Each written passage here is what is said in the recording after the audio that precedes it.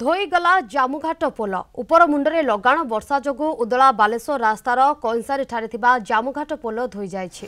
ଦେଓ ନଦୀରେ ଜଳସ୍ତର ବୃଦ୍ଧି ପାଇବାରୁ ଜାମୁଘାଟ ପୋଲ ପ୍ରଥମେ ବୁଡ଼ି ଯାଇଥିଲା। ପ୍ରଥମ ସ୍ରୋତରେ ଜାମୁଘାଟ ପୋଲ ଧୋଇ ହୋଇଯାଇଛି। ପୋଲର ଅର୍ଦ୍ଧାଧିକ ଅଂଶ ଭାଙ୍ଗି ଯାଇଥିବା ବେଳେ ପୋଲ ଉପରେ 2 ଫୁଟ ଉଚ୍ଚର ପାଣି ପ୍ରବାହିତ ହେଉଛି।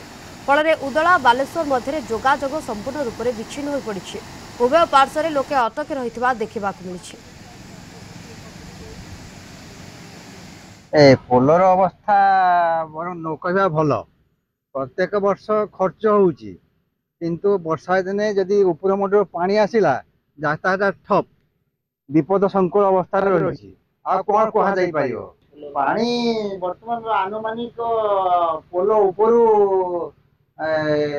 3 मीटर 4 मीटर ऊपर समाधान स्थायी पोल पाखापाखि 20-25 खंड पंचायत बालेश्वर सहित संजोग मुख्य संजोग रही जामघाट पुल तो प्रत्येक वर्ष काम कर किसी गोटे कम सक्सेसफुल होना तो डबल होम पाइप पकड़े देखो 2 मास कम सर किस अवस्था है आम जावाई बहुत असुविधा।